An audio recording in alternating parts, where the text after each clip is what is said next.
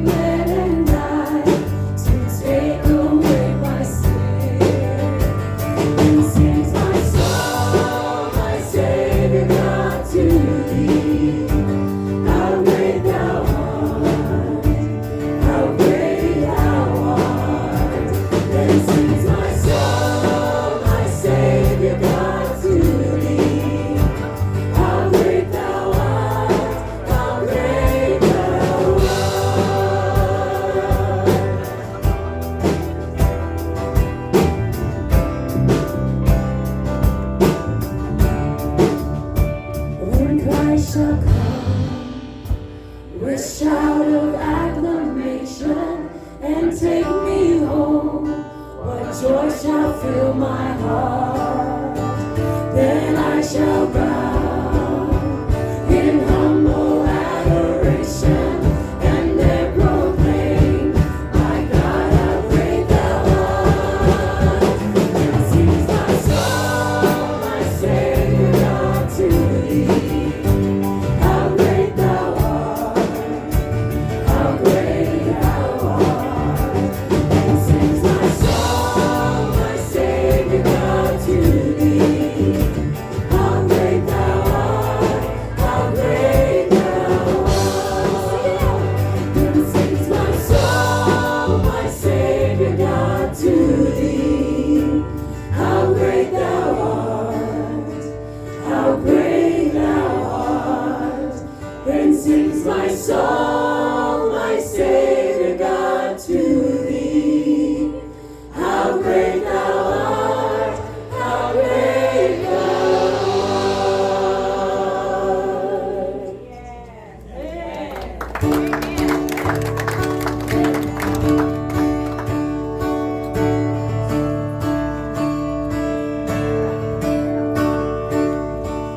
I raise a hallelujah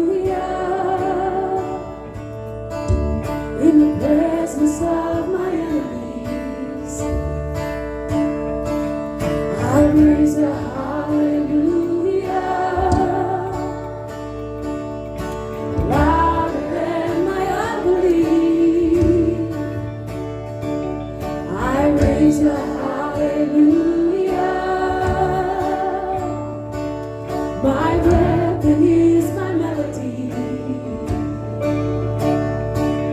I raise a hallelujah. Heaven comes to fight for me. I'm gonna sing in the middle of the storm. Louder and louder, you're gonna hear my praises roar. Up from the ashes, hope will arise. Death is defeated, the King is alive. He's alive.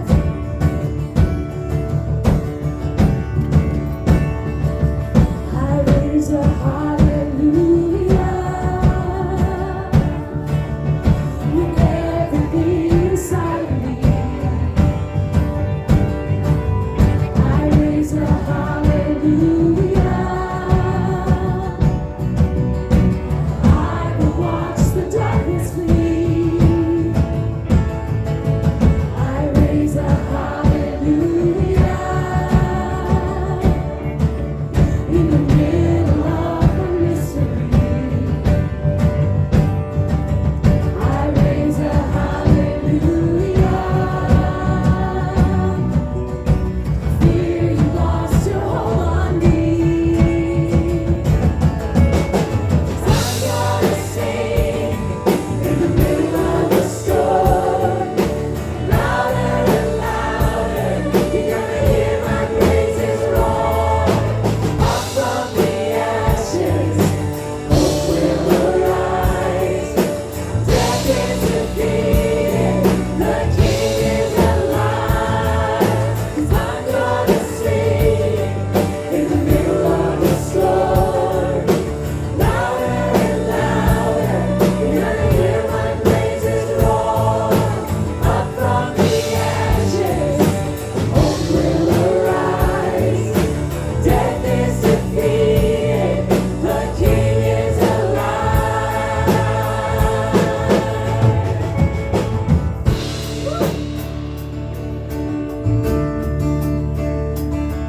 Sometimes songs like this we have to just sing to ourselves, right? Shout out the truth and trust that we'll believe it. So this song just declares that. So sing a little louder. Sing a little louder. Sing a little louder. Sing a little louder. Sing a little louder. Sing a little louder. Sing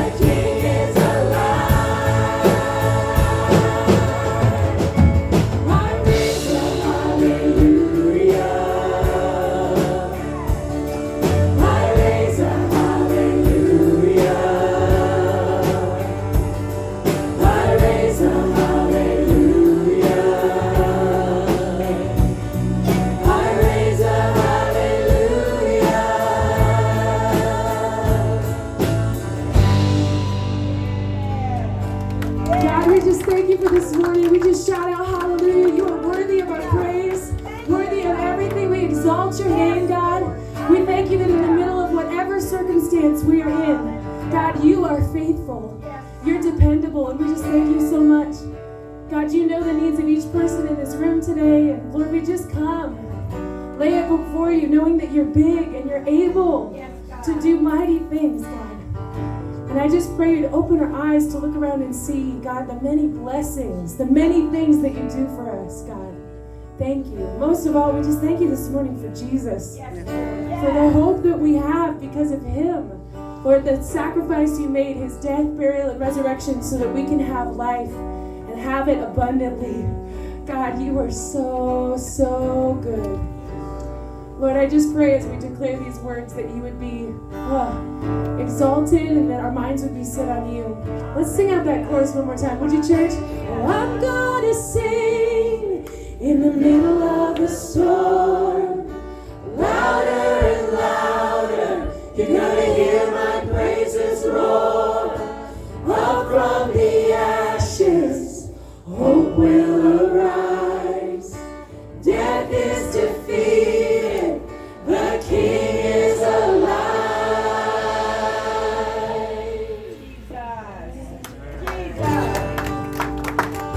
It's offering time.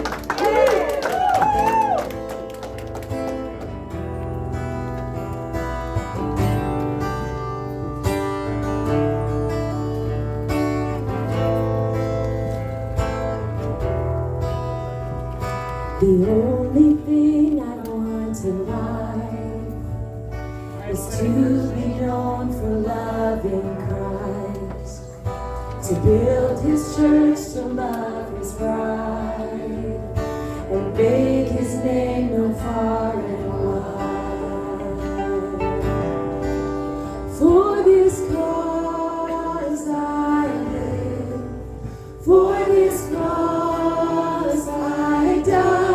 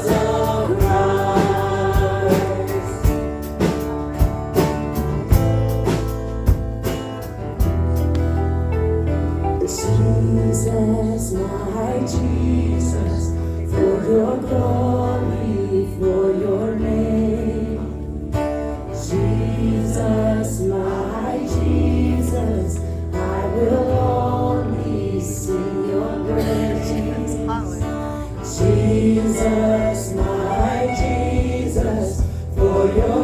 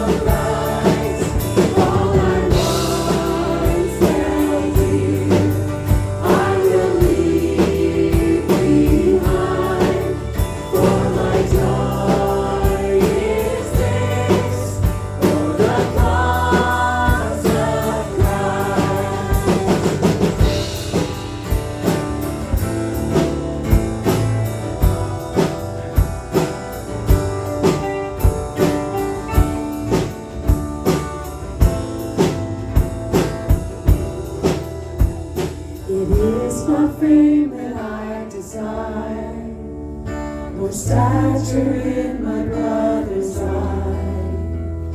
I pray it's said about my life that I lived more to build your name than right. God, we just thank you and pray that you just open our eyes this morning to hear your word and hear it clearly. Scriptures. We look through his eyes by looking through the scriptures. Deuteronomy 10:12 says, "Now Israel, what does the Lord your God require from you? But to fear the Lord your God, to walk in all his ways, and to love him, and to serve the Lord your God with all your heart and with all your soul." In Matthew 4:10 it says, "Then Jesus said to him, 'Go, Satan, for it is written, you shall worship the Lord your God and serve him only.'" Then in John 12:26, Jesus declares, "If anyone serves me, he must follow me, and where I am, there my servant will be also. If anyone serves me, the Father will honor him." Some pretty powerful verses. In fact, part of my struggle this last week was I had 3 messages and I couldn't put them all in one. We could spend plenty of time just on those verses. Those verses show us how the requirement that God has when it comes to serving is that we serve him fully, be all in. Shows us also that whatever you worship, you serve. And also, if you're going to serve accurately and correctly, you've got to follow. Anyway, but that's all for another day. Those are powerful. Today we want to look at serving through his eyes as we focus on Jesus and the picture of his disciples at the Last Supper. Have you seen this picture? Yeah. Yes, sir. It's almost as if almost as if Jesus said, "Hey guys, anyone who wants in the picture needs to get over on this side of the table." I forget they didn't have cell phones and that kind of stuff. It's a beautiful picture. It's a beautiful picture of the painting of Leonardo da Vinci's Last Supper. And it tries to capture some of the stuff that was going on between the disciples. And even though it tries to do that isn't the way people ate a meal together. In fact, in many places around the world today, they still don't eat meals like that. They don't sit on chairs, and they don't sit around a table. And the guest of honor does not sit or occupy the center or the head of the table. Doesn't work that way. In contrast, take a look at this sketch. It's hard to see, but I think you'll get a picture of what it's like. This is probably the way they actually ate the Lord's Supper. That was a common setup. You'll notice that the table is not far off the ground and it's in a U shape. They ate this way so those who were serving could walk in between those gathered and serve them. Come in and out. Of course, Jesus and the disciples didn't have anybody to serve them. It was all on them. Also, as you look at the picture, I want you to notice that they would stretch out on their left side. Their left side, common, and use their right hand to eat with. According to custom, the guest of honor would sit on the left side in the first, second, or third spot. So if you look at this picture on the left side, you'll see accurately depicted, you'll see Jesus is not first, he's second. John is first. John is there on the end, and then there's Jesus. And the reason we know that is because the Bible says that John, he laid on Jesus' breast. And when you first read that, you think, well, what's that all about? Well, take a look at the picture. They're all on their left sides. John's the first one. Jesus is second. John wants to have a little word with Jesus. What's he going to do? He's going to lean over to his right and speak to Jesus, leaning on Jesus' breast. And not only do you see that, but you also see that you have John, then Jesus, and then you have Judas. Now, how he got there is a divine appointment. How do we know he's there? Well, because the Bible tells us that Jesus, during this Last Supper, dips his hand with the bread, and Judas's hand is there with him. So that's how we know. John, Jesus, Judas. The rest of them, you can just take a guess. Some of them might look like sons of thunder. Anyway, there's a whole bunch of those characters. And that's how it works. Now Peter is on the opposite side of Jesus. He's on the right side of the U. He's the last one in the circle in the U, but he's the first one when you come in. Now, why would Peter want to be in that first slot? Because it was the best slot.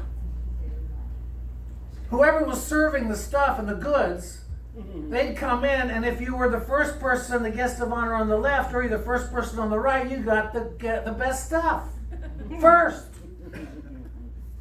Peter was no dummy. He was a lot like us. You know, where you try to cut in line, try to find an easy way, try to take this, that, whatever. Anyway, Peter's there. So, while you look at this sketch this morning, I want you to listen to some of the details given to us by John in John chapter 13, verses 1 to 17, and by Luke in chapter 22, verses 24 to 27.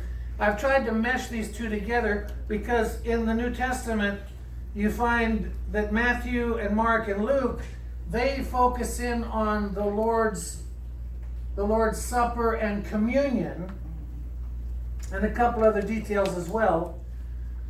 John doesn't even do that. He focuses on this exclusive experience the disciples had.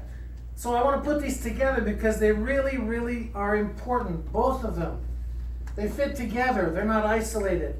And with that in mind, I just want you to listen as we hear these verses. Now before the feast of the Passover, Jesus, knowing that his hour had come, that he would depart out of this world to the Father, having loved his own who were in the world, he loved them to the end. During supper, the devil having already put into the heart of Judas Iscariot, the son of Simon, to betray him. There arose also a dispute among them as to which one of them was regarded to be the greatest. And he said to them, the kings of the Gentiles lord it over them, and those who have authority over them are called benefactors. But it is not this way with you. But the one who is the greatest among you must become like the youngest, and the leader like the servant. For who is greater, the one who reclines at the table or the one who serves? Is it not the one who reclines at the table? But I am among you as the one who serves. Jesus, knowing that the Father had given all things into his hands, and that he had come forth from God, and was going back to God, got up from supper, and laid aside his garments, and taking a towel, he girded himself. Then he poured water into the basin, and began to wash the disciples' feet, and to wipe them with a towel which he was girded with. So he came to Simon Peter. He said to him, Lord, do you wash my feet? And Jesus answered and said to him, what I do, you do not realize now, but you will understand hereafter. Peter said to him, never shall you wash my feet. And Jesus answered him, if I do not wash you, you have no part with me. Simon Peter said to him, Lord, then wash not only my feet, but my hands and my head. And Jesus said to him, he who has bathed needs only to wash his feet, but is completely clean. And you are clean, but not all of you. For he knew the one who was betraying him. For this reason he said, not all of you are clean. So when he had washed their feet and taken his garments and reclined at the table again, he said to them, "Do you know what I have done for you?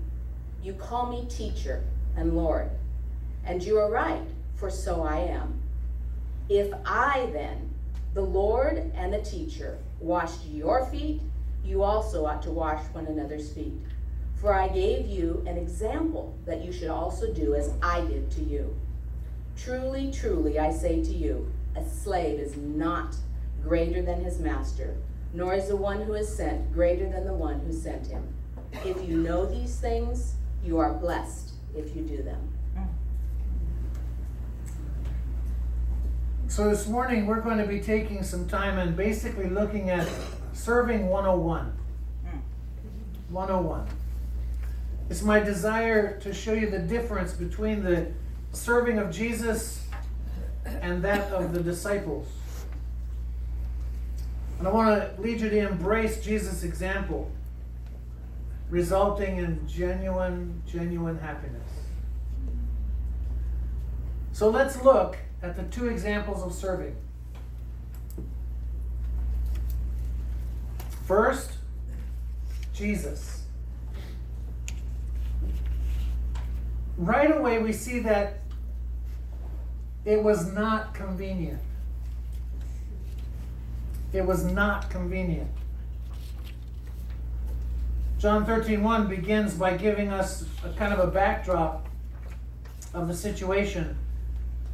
It says, "Now before the feast of the Passover, Jesus, knowing that his hour had come, that he would depart out of this world to the Father."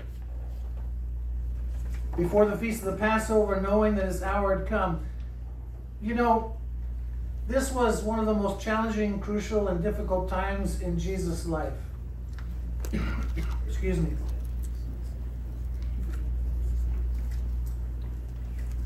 The shadow of the cross looms larger and larger.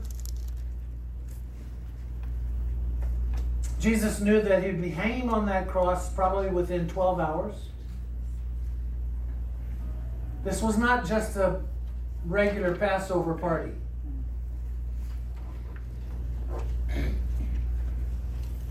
He knows it's not only going to be his final Passover, but he also knows the depths of agony, the pain, the suffering that he's going to go through to secure our salvation in the next 12 to 24 hours. He knows what's coming. He knows what's coming. Literally, the weight of the world is on his shoulders.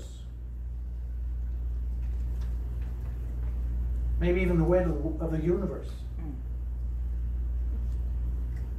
You know, for most, this would be a time of preparation if you were in Jesus' shoes, a time of solace, a time of a reflection, a time of being somber, a time of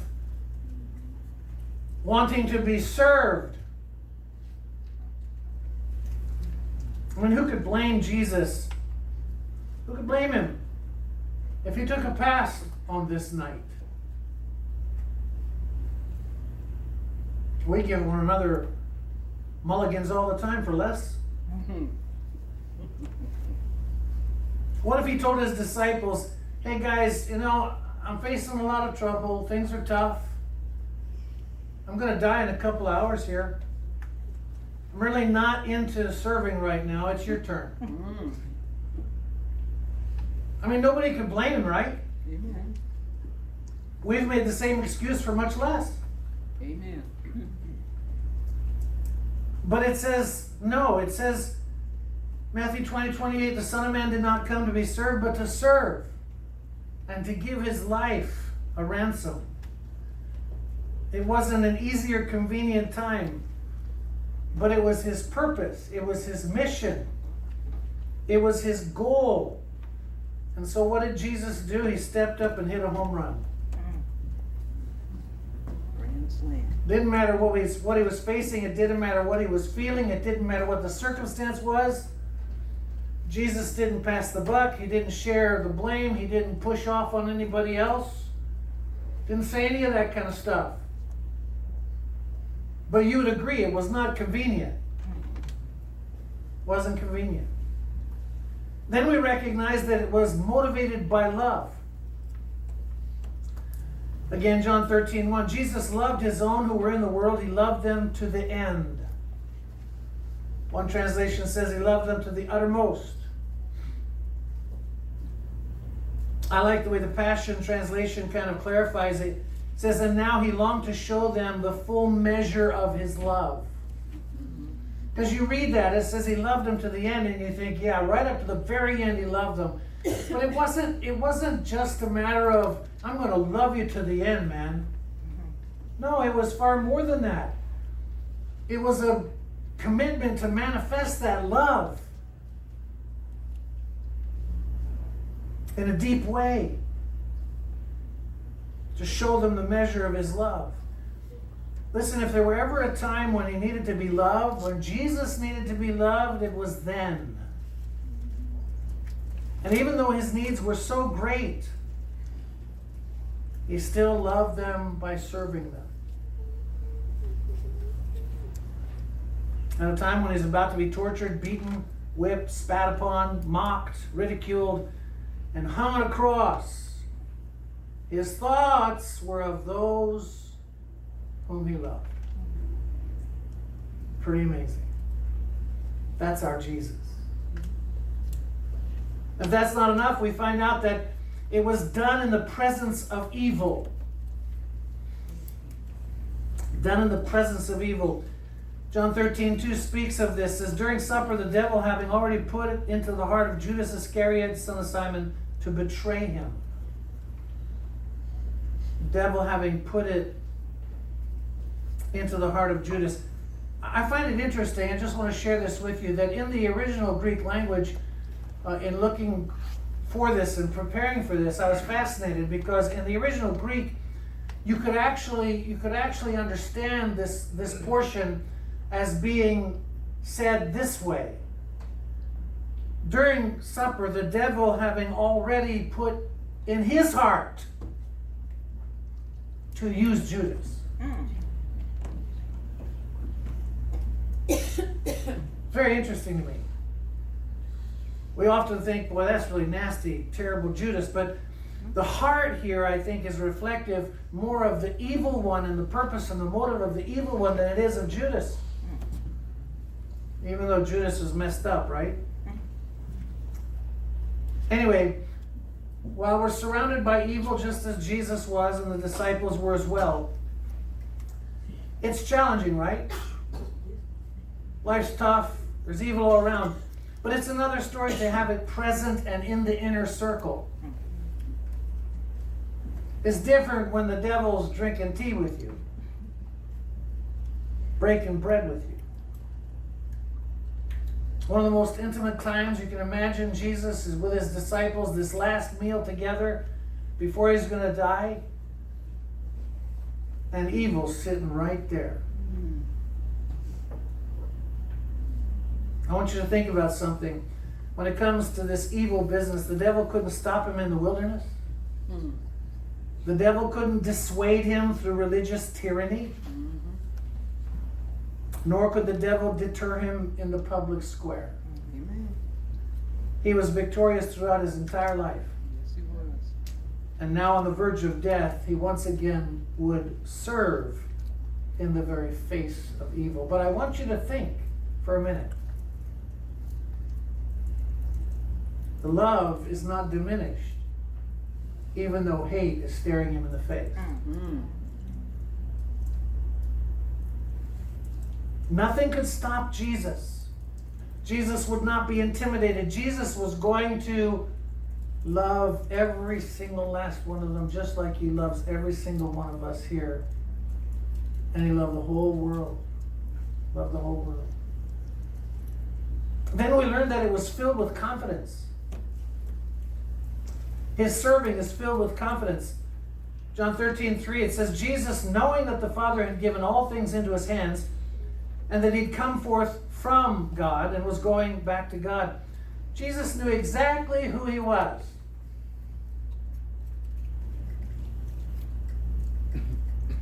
Knew exactly who he was. He knew who his Father was. He had a clear, deep sense of his identity. There was no question in Jesus' mind as to who he was, where he was going, where he came from. None of it. You can put it another way. He was very secure in his own skin. This can make all the difference when it comes to serving. I mean, if you're not secure in your own skin, if you're not confident in your identity, your serving can be kind of messy. Come on now. Jesus wasn't insecure. Jesus didn't need affirmation. Jesus didn't need his disciples to say, "Oh, Jesus, you're so good. Man, you did that. You did so good. You're wonderful." He already knew it. Yeah. Amen. So when they said he was wonderful, he basically agreed. You're right, I am. My identity is not determined by what you think, how you feel, or how you respond to my serving. I'm serving because that's who I am. That's what I do. His time was about to be up, but it did not change him one bit. Death is on the verge, but he's not altered. He's not shifty. He's the same Jesus. Same Jesus. He was so confident. He knew that all things work together for good. After all, he made them. But as a human being, he knew that all things work together for good. That gave him the ability to serve through to the very end. Confidence. Confidence. It's kind of like the statement the Apostle Paul made regarding his own attitude. He said, I know whom I believed. I'm persuaded that he's able to keep that which I've committed to him against that day. Confidence.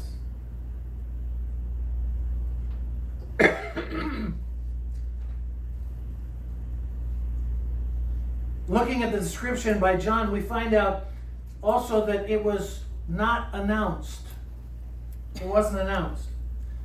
John 13:4-5 says, he got up from supper, laid aside his garments, taking a towel, he girded himself. Then he poured water into a basin and began to wash the disciples' feet and to wipe them with the towel with which he was girded. Nothing was said about what he was going to do. He didn't announce it. He just got up and did it. No fanfare. No hint. See, he didn't serve to be recognized, rewarded, or to make himself feel good.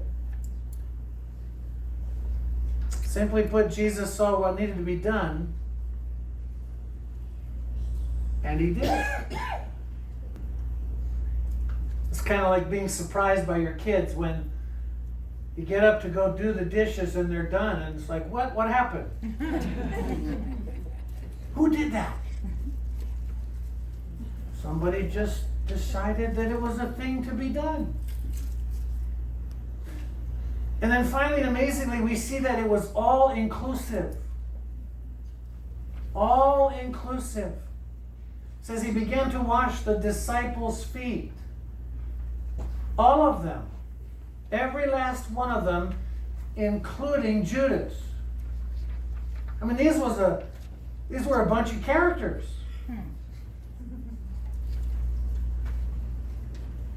If you go through and look at the lives of the disciples, they were very full of flavor.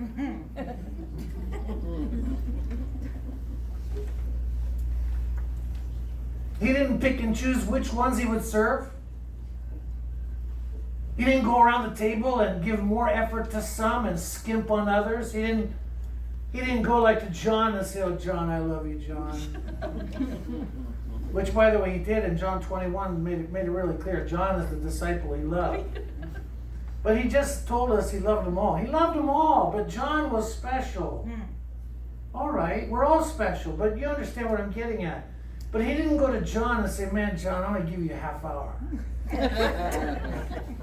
And then move from John to Judas and say, "Sorry, next time." Next time. He didn't demand that any of them make any changes in their lives before he washed their feet. He didn't demand that they do better. He didn't say, okay, I want a commitment from you before I wash your feet. What are you going to do with your life? You're going to follow me?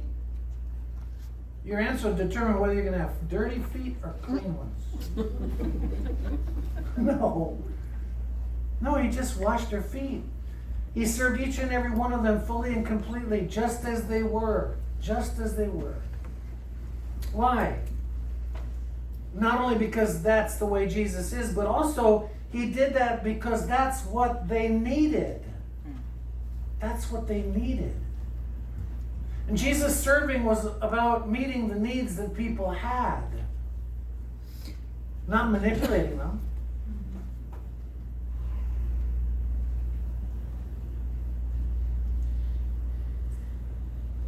Look at the contrast.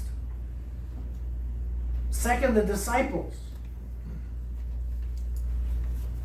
What a contrast. The disciples, we see that their serving, it was motivated by self. It was motivated by self. Jesus was selfless in his serving, but they were selfish. Luke 22:24 says, there arose also a dispute among them as to which one of them was regarded to be greatest. I mean, by itself, a bunch of guys living in this world, you can kind of regard this whole situation as being kind of a natural dispute, I guess. That's what a bunch of guys maybe do. But in its context, it's vulgar. It's base. In the context of where this occurs, it's unthinkable. Jesus is going to die and hang on a cross within 12 hours. And they're bickering about who's best. Who's first. Jesus is moving closer and closer to the cross. They seem totally oblivious and unaware of the situation, focusing on themselves. By the way, this wasn't their first rodeo. By that I mean it wasn't their first supper together. It was the last supper, but it wasn't their first. They'd had many of suppers before this. Many meals together. And on each one of those occasions, someone had to wash the feet. They didn't have a servant. Someone had to go in and wash the disciples' feet because their feet were dirty. So listen, the disciples, they were like a bunch of kids fighting over whose turn it was to do the dishes. If you have kids, you know exactly what I'm talking about. But maybe your kids are abnormal. But most normal kids, you know, they kind of squabble about that kind of stuff. But you can hear the disciples say, I did it last time. Not my turn. You can imagine the disciples saying, well, so-and-so never does their fair share. It's their turn. They need to do it. Besides, I'm tired. I've had a long day. I went and got the bread. You can do feet. Come on. I mean, you can just let your imagination wild. But this is the disciples. Who are they thinking of? Themselves. They were not interested in any other disciple. You can imagine, as soon as they found out when Jesus said, one of you is going to betray me, they were all like, well, who is it? Who is it? Who is it? Just like a bunch of human beings. All the office stuff that goes on, that was the same thing here. The disciples were like, oh, who's it? What? Give us the dirt. Give us the skinny on this. So as the disciples had been influenced by their world, we notice that their serving was based on position. Position. Who was the top dog? Who was the top dog? Jesus knew what was going on. And he even took time to instruct them. He said in Luke 22, 25, 26, he said, The kings and the Gentiles lord it over them, and those who have authority over them are called benefactors.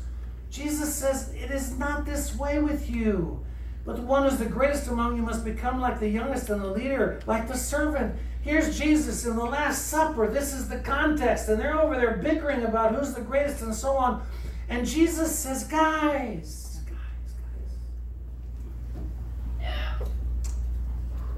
Stop acting like unbelievers. Stop acting like those who are constantly trying to set up the pecking order and determine who's best and who's second and third and fourth. Human beings do this all the time. You know, the guy, he's at work and he has trouble, so he comes home, takes it out on the wife. The wife takes it out on the kids take it out on the dog. Maybe not in your home, but anyway. It's a pecking order. You know where they got that pecking order? The whole concept of pecking order? Have you ever watched chickens? Just spend a little bit of time, it doesn't take long, and they will let you know who's the top dog or chicken. See, they want to know who's the top and who's the bottom and who's in the middle. They want to know because those on the top get to tell everybody else what to do. The disciples were thinking, well, I'm the greatest, so I can tell you what to do.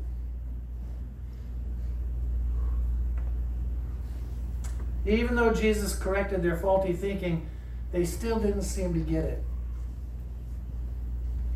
They still didn't seem to get it. After all their nitpicking and pettiness, guess what? The feet were still dirty.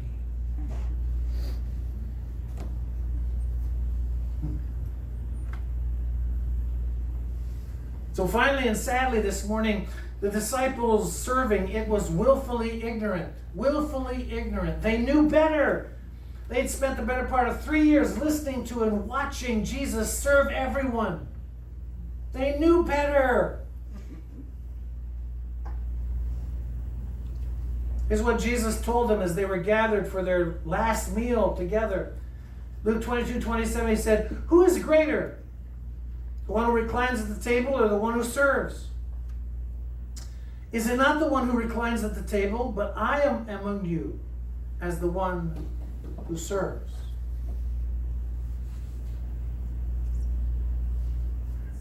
Not even that was enough to get any of them to step up. Not even that. They were behaving like a child who, in the midst of being disciplined, refuses to look at the parent and pretends they can't hear what's being said. I don't know what it is. And sometimes it's hilarious, and you want to crack up, but you can't because that'll give it all up. You know, when the kids are young and stuff, and they're being disciplined, they're kind of looking off to the side, as though they're not looking at you, so you're not talking to them. They can't hear you.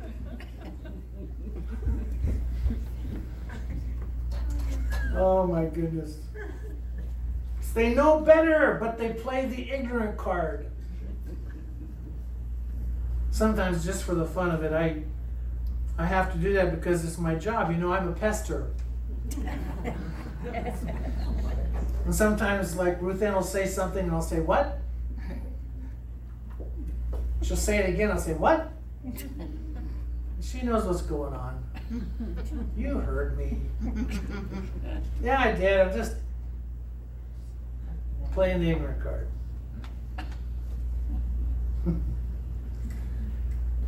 My goodness. None of them would step up. What a contrast between Jesus' approach to serving and the disciples' approach. I mean, you would think, especially in this crucial time, this moment, that they would all jump up and do whatever needed to be done. You'd think they would all be rushing Jesus, say, Jesus, we know, we understand, the time is short, the hour is almost here. We understand you came, you're going to die. What do you need done? How can we help you? How can we support you? How can we be there for you? What can we do? But they did none of it.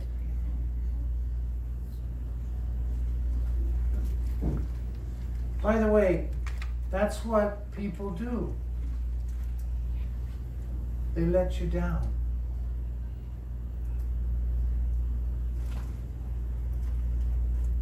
Don't become bitter. People are going to let you down. Don't get angry and resentful.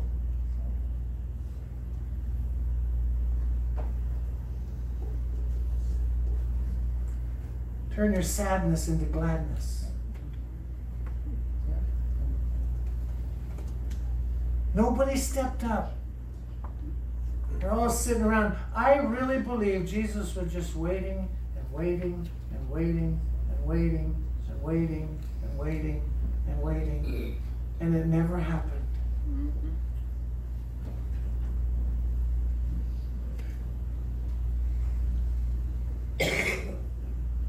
Blows my mind, really.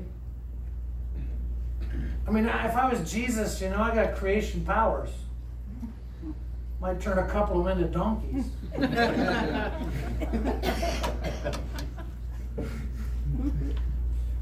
Or something worse.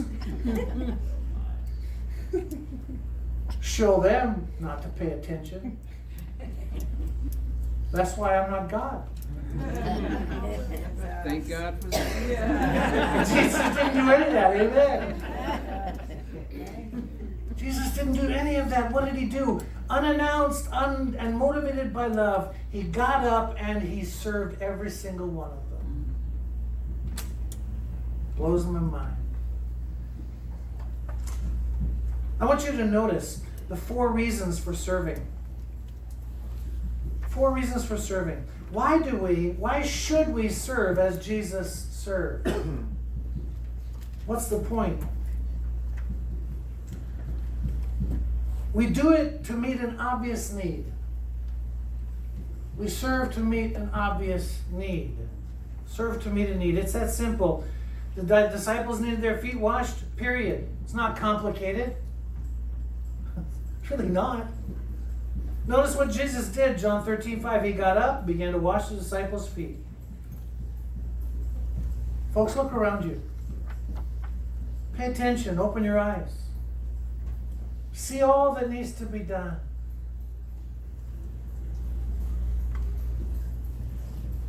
You don't need to announce it.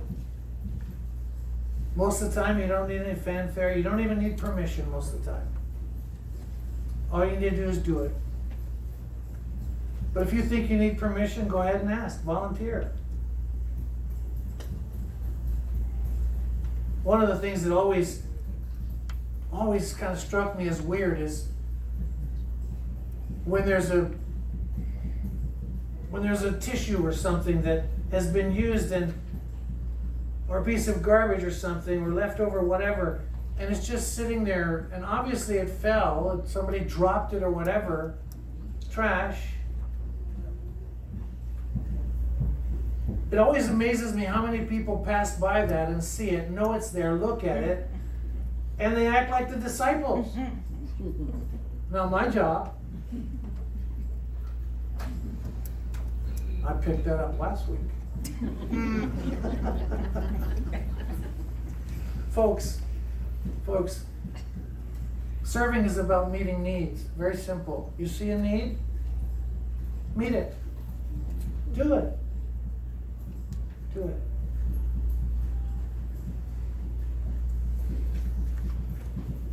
We also serve to restore a fallen saint. We serve to restore a fallen saint. And by fallen saint, I'm referring, as Jesus does, to anyone who has sinned. They've gotten spiritually dirty. And they need to be cleaned. They need to be restored. When I first came to that recognition and wrote down to restore a fallen saint, I thought, oh no, some people are going to get the idea that this is all about trying to help people that have fallen off the wagon, or people that are really messed up. By the way, any of us not really messed up? I want to meet you after the service.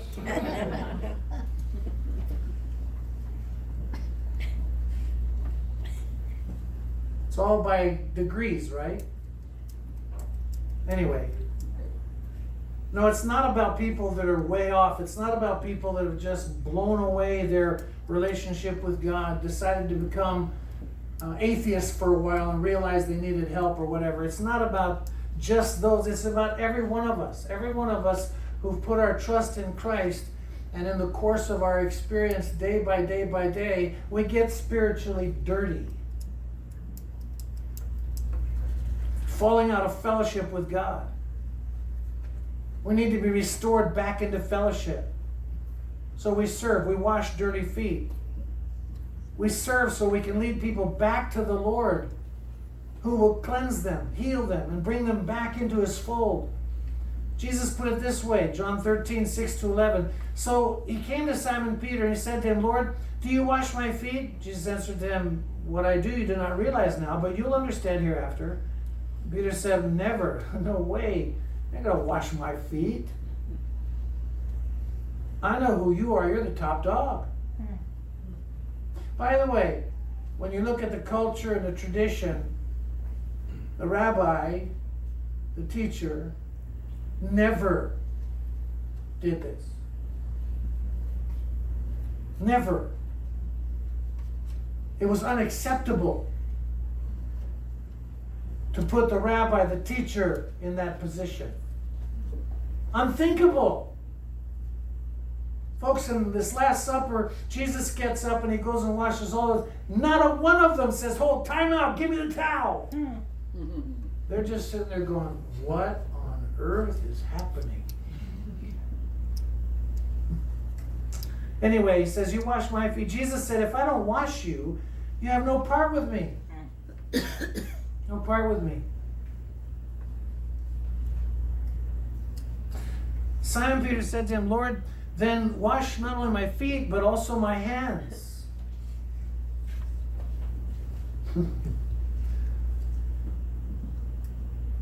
My head. Everything. Jesus said, he who has bathed needs only to wash his feet. It's completely clean. And you're clean, but not all of you, because he knew about the one that was betraying him. He knew about Judas. So, two things.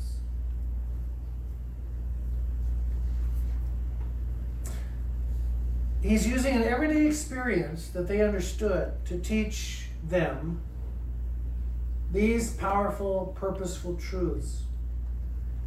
See, it's the difference between taking a bath and washing your feet. That's what he's illustrating. And he's using something they all understand, something they can all relate to, in order to teach them a spiritual truth. We serve to meet real needs, but we also serve to restore people. To restore people. If you had a bath in the morning, and you've been walking around on dusty roads, you'd need your feet washed, because your feet would get dirty. Makes sense, right? Amen. Likewise, if you've given your life to Christ and you have been spiritually bathed, washed, as Paul says in Titus, by the washing of regeneration, and during the course of the day you've gotten spiritually dirty, you only need to wash, you only need to be cleansed of that dirt. You don't need a whole nother new bath. But if you don't let him wash away the spiritual dirt that you collect day by day as you live your life in this sinful world, you cannot have fellowship with him. That's what Jesus says to Peter. If I don't wash you, and if you don't come to me and I don't cleanse you on a regular basis of the things that you pick up as you live your life, spiritual dirt, you and I can't hang out. Because I'm perfect. I'm holy. I'm here to wash your feet. I'm here to wash and cleanse you from all the stuff you pick up through the day. But if you don't let me do that, you and I can't hang out. Can't have fellowship. So we serve one another in order to lead people to Jesus so he can restore them. We serve so that people can be restored, whether it's from a massive falling off the quote wagon or just something that you shouldn't have said, a thought you shouldn't have had, an attitude you shouldn't have embraced. Runs the gamut. And then we also always serve to follow his example. Following his example. Pay attention to these powerful words. John 13:12-16.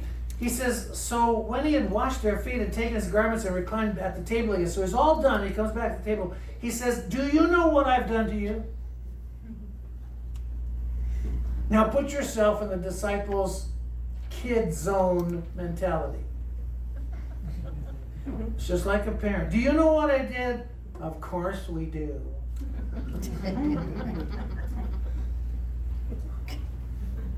We know what you did. They know. They know. And he says, you call me teacher and Lord, you're right. And I'm not the one who should have done this. And traditionally and according to culture, you violated one of the greatest traditions and cultural activities by just simply sitting there and letting me do this. Now that's Bob speaking. But as he speaks to them, he's saying, you call me teacher and Lord, you're right. You guys know who I am. And you let me do this. It's okay. If I then, the Lord and the teacher, washed your feet, you also ought to wash one another's feet. If I served you, even though it wasn't convenient, if I served you out of this deep love for you, if I served you even though there's evil in our midst, if I served you with all the things that we've already looked at, if I did that, guys, you should be able to do that for one another as well. I gave you an example that you should follow and do as I did. Truly I say to you, a slave is not greater than his master, nor is one who is sent greater than the one who sent him.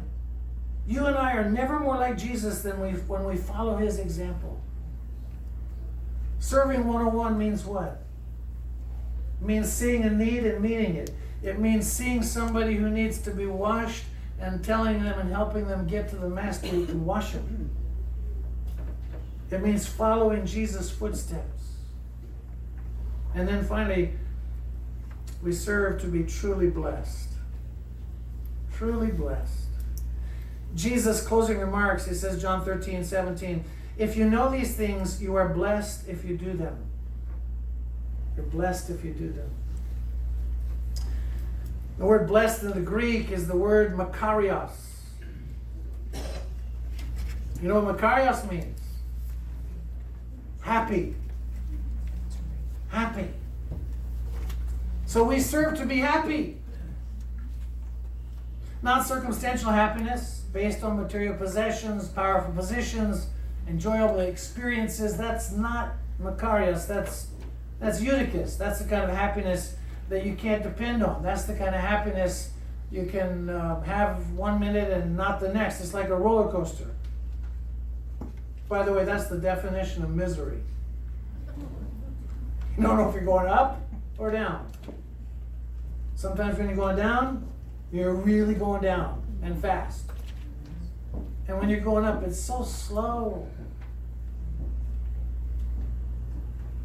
No, that's not what Jesus is talking about. He's talking about makarios happiness, based on a relationship with a faithful, unchanging, and dependable God. Does not require anything that the world has to offer because it already has everything that God has to offer. Makarios. Happy. You want to be happy? Makarios. From the inside out. Be like Jesus. Be like Jesus. So we serve as Jesus served. We meet needs. We lead people to God. We look like Jesus in the process. And we are incredibly happy. I mean, what's wrong with you Christians? Having such a good time serving.